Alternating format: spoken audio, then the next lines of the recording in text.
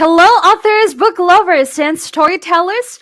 Welcome to another session here in Readers Magnet's featured author interview. And I also wanted to inform you that we only have 8 days left before the upcoming Readers Magnet's book confab in Tribeca, New York. My name is Leah, and I will be your host for today. And yes, this is the moment that we've been waiting for, because what we have right now is one of the newest member in our Readers Magnet family. Hollywood film star, actor, producer, and of course, an award winning veteran actor. Let's all welcome Mr. Jordan Rhodes. Hi, Mr. Rhodes. How are you doing today? Hi, Lee. I'm fine. Weather's nice here in New York. How are you doing? Doing great as well. Thank you so much for that, Mr. Rhodes. So, yes, you know what, Mr. Rhodes, I am very excited and honored to have this interview with you, knowing that, I get the chance to interview the best known actor for his, black and black, seemingly Johnny Cash style, who's been called as the quintessential working actor, but still, you prefer to call yourself as a blue collar working actor. And what exactly the reason, I wanted to know, Mr. Rhodes, that we will be telling people right now what exactly the inspiration of you having this book. So, Mr. Rhodes, I know that your fans are very interested to know more about you, and of course, me too. So, yeah, can you tell us a bit about who Jordan Rhodes is? Okay. Well, the first thing I'll try to do, Lee, is I'll try to get them to go out and buy a book. Uh huh. Yes. Okay, if they everyone. go, if they go and Yes. buy the book, then Uh huh. yeah, then they'll know all about me. I wrote the book because a guy in my background, coming from dirt poor people in North Carolina.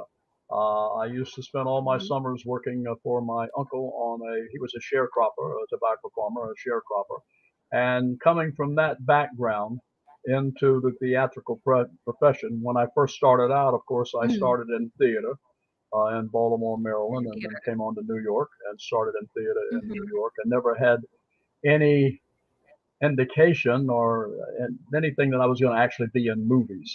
I had been certainly as a young actor. I had seen James Dean, and he had Mm, obviously given me all kinds of things to think about in terms I didn't really know what that was that he was doing, the acting that he was doing, but I thought, hey, whatever that is, I would like to try and do that. Never really thinking that I would wind up doing that in films and television. So when I came to New York, aw.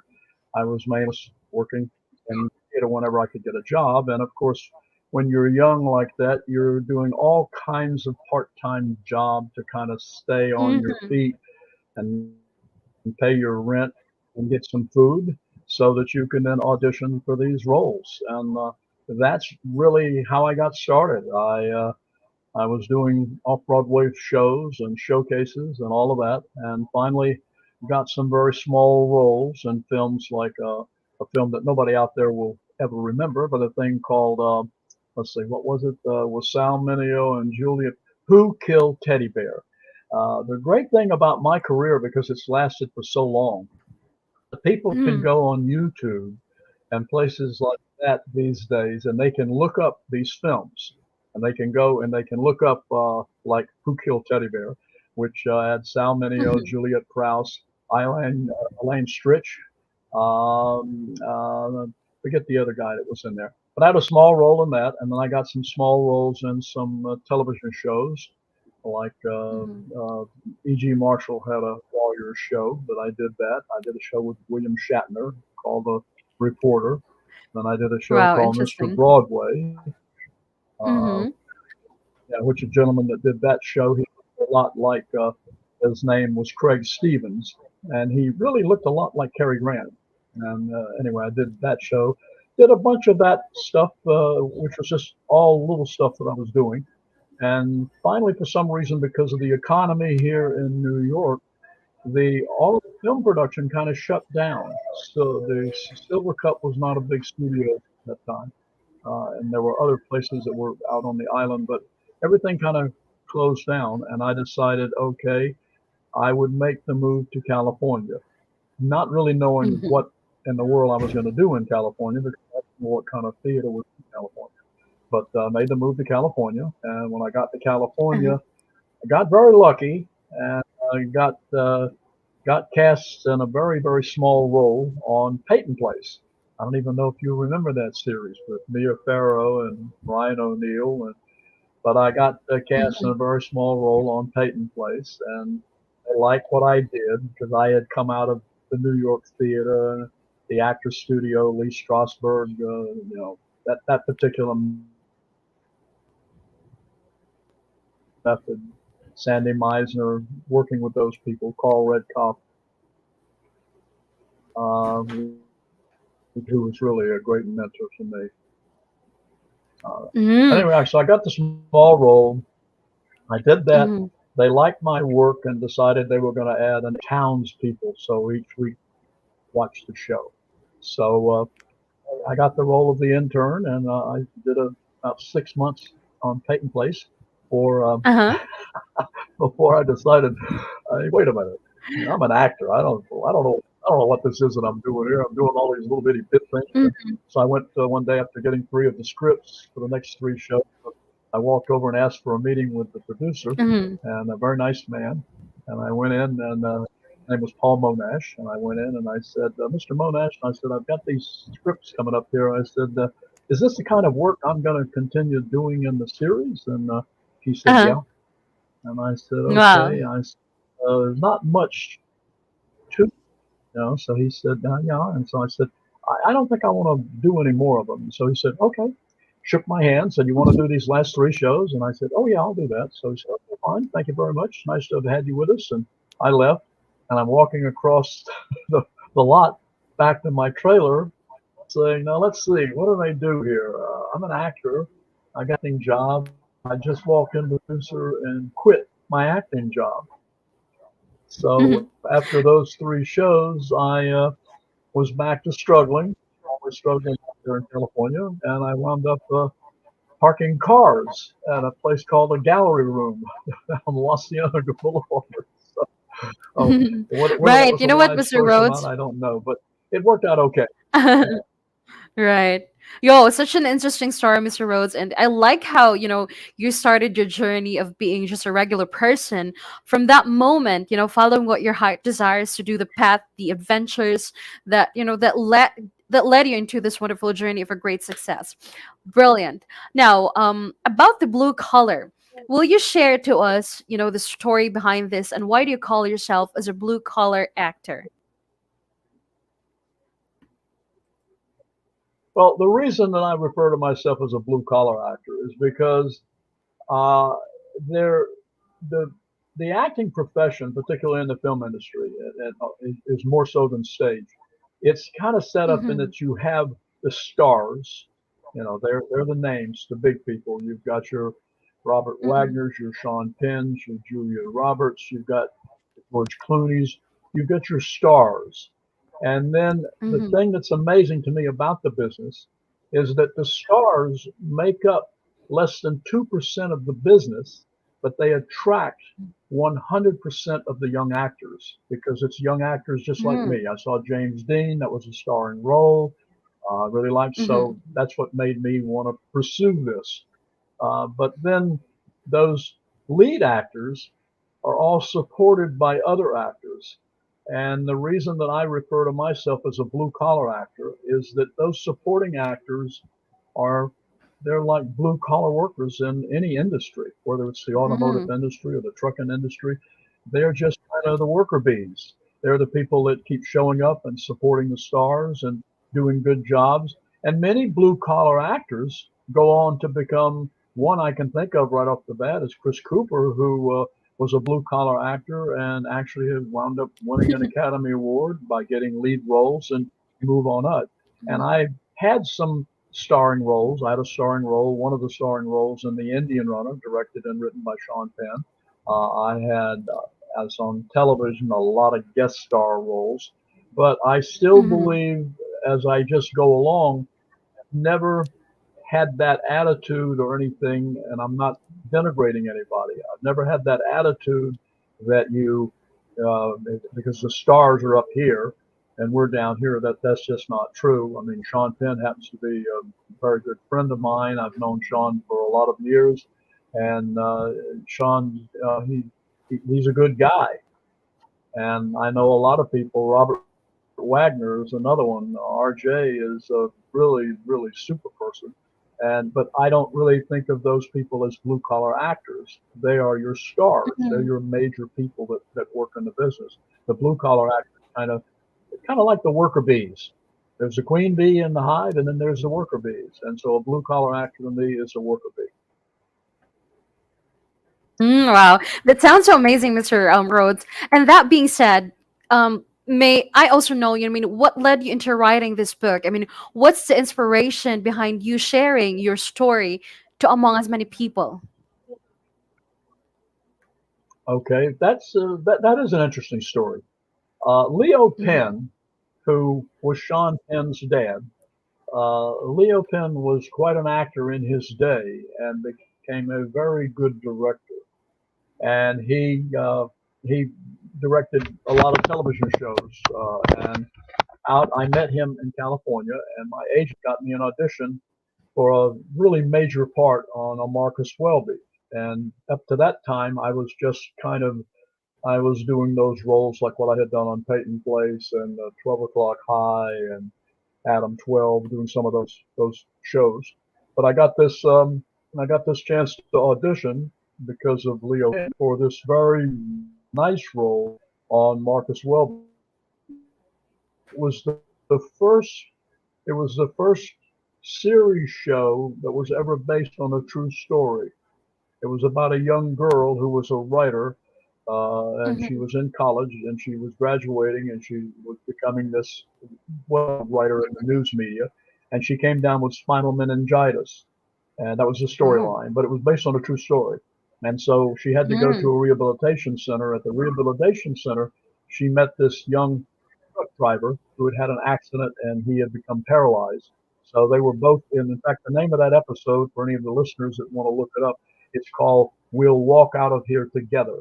And it was how they got involved. She actually fell in love with him, but he never felt that his education and everything was up to par for her. So he just, when he got out of the rehabilitation center, he just left her.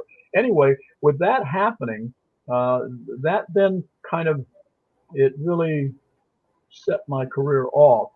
And Leo Penn became a good friend of mine, and I used to tell him a lot of Hmm. my stories. I'm a big storyteller. And so I would tell him a lot of my stories. And he said to me one day, he said, "Kid," he said, "you need to write this stuff down. This is gold. You need to write this." And so I kind of thought about that. And I thought, who in the world would want to read a book written by me?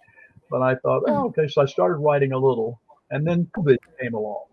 So COVID Mm. 19, and as anyone out there that's had a hard time in the business, in any business they're Hmm. in the entertainment business, we were shut down for over 2 years. And so I thought, Right. okay, I'm going to write this book because Leo said I should write this book. And I'm going to write a book that hopefully will help any young actor or actress, and when I say actor, I'm using both male and female, but any young actor, aspiring actor, or someone that thinks they might like to try this business, I Hmm. thought it would be great to write down all of my experiences so they could know exactly what you're getting into when you get into this business, Hmm. because you're drawn into the Wow. business by movie stars, but the majority of us don't become movie stars.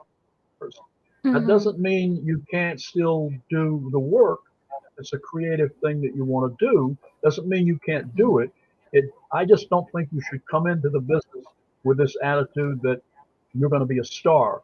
Not that that doesn't happen. In fact, a couple of the actors that I made films with here in New York, we never talked about being a star. In fact, when I was making those Hmm. rounds in New York, we uh, we we didn't really like the movies. We thought the movies were all kind of fluff and that kind of stuff. One of those people was Dustin Hoffman, and now Dustin Hoffman, of course, is Right. a major star. He's Hmm. won Oscars, I believe. But the actors that I went around with, which I did in those days, we were all blue collar actors. All you were trying to do was get a job. So I thought if I wrote a book that could tell young people, and even more importantly, parents of young students because a lot of parents pay for their kids while they're in college and all of that stuff. They're footing the bill. So if everybody could kind of read a book and say, Mm-hmm. okay, here's a guy that had no connection. He had no father, no mother, no aunt, no uncle, no cousins, nobody connected in the business, in show business. Mm-hmm. And believe me, Right. a lot of people that succeed in the business not because of their connections, but they have talent. But then somebody was able to open a door for them. George Clooney had a very famous aunt. Sean Penn, his dad was Leo Penn, his mother was Eileen Ryan Penn, who unfortunately Uh-huh. passed away. I was just in California this past Sunday for her memorial. But that's the Mm-hmm. reason that I wanted to write the book. I thought, Wow. let's try and show young people interested in this business coming in now. Let's try and show them exactly, not exactly, but some of what they can expect because it's a hard business and it's tough because it's not like the jobs where you can go in and you do your work accordingly. You do it very Mm-hmm. well for 3, 4 months, 3, 4 years, 5. You get promoted. You get promoted. Just doesn't work like that. I know a lot of wonderful actors. I mean, really talented people, and they can only get a job occasionally, and then they have to take these menial jobs to stay alive with. So I thought it would be good for the people to have this is your guide. Okay, you get your Uh-huh. guide Of course. and you read about a guy who didn't have any connections at all, and he went on to as currently I've worked in the business for over 58 years. So anyway, Mm-hmm. that's what motivated me to write. And then because of the COVID and I couldn't work, I sat down with my other notes and Mm-hmm. things, and I wrote for 68 straight, 4 to 6 hours a day, and wrote the book. Wow. You know what? I like that, Mr. Rose. It's very amazing. Writing this book, it really tells us, a lot of information as to what actors, let's say, go through, doing their job, this kind of profession. That taste of, let's say, bittersweet success from the experiences that the life lessons learned. It's very amazing, Mr. Rhodes, talking about the ups and downs of the life of an actor. And, this is really like such an eye opener to also set the right expectations to, stood at someone who also wanted to be the actor, that every great movie, every great actor, there's a story that, they wanted to tell more. Right, there's story behind that. And you know what, Mr. Rhodes, just to also share a bit of my story, I also wanted to be on that big screen, and my wish role is to be like, let's say, a villain. I mean, I don't know. I just wanted to be the bad one because for me, they're just giving such a great impact in the movie. But anyway, I love my job. I love Reader's Magnet. So yeah, that's just basically it. And yes, again, I really like how this book was, telling a specific agenda or a cause. Very amazing, Mr. Rhodes.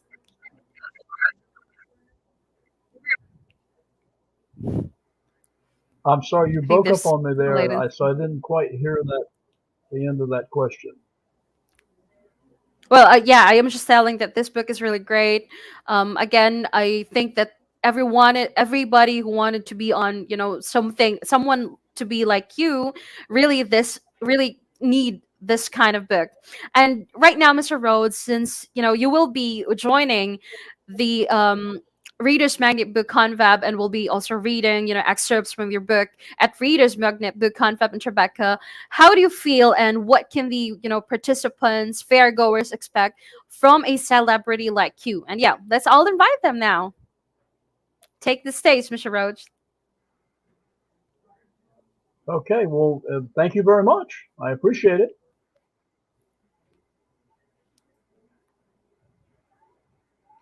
Mm-hmm.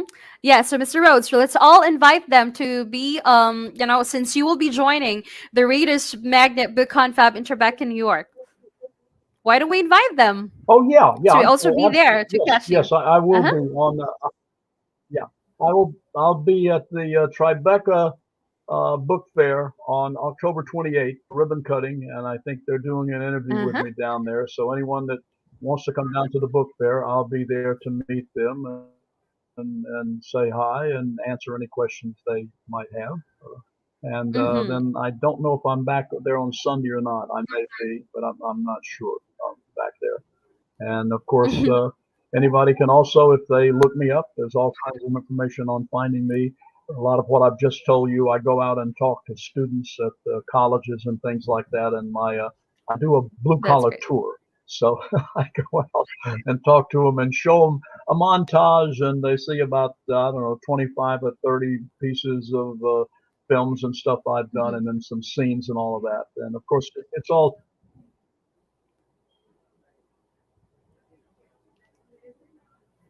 Oh, talked I about think in the book. mhm. Or any Okay. more questions or anything, I'm happy to do it. Okay, wow, that's great, Mr. Rhodes.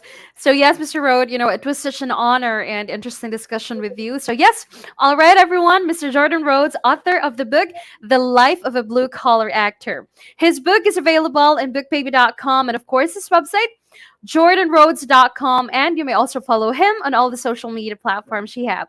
Thank you so much, Mr. Rhodes. Again, as we say it here in Reader's Magnet, we share your story with the world. Thank you so much, Mr. Rhodes. Thank you. I appreciate visiting with you.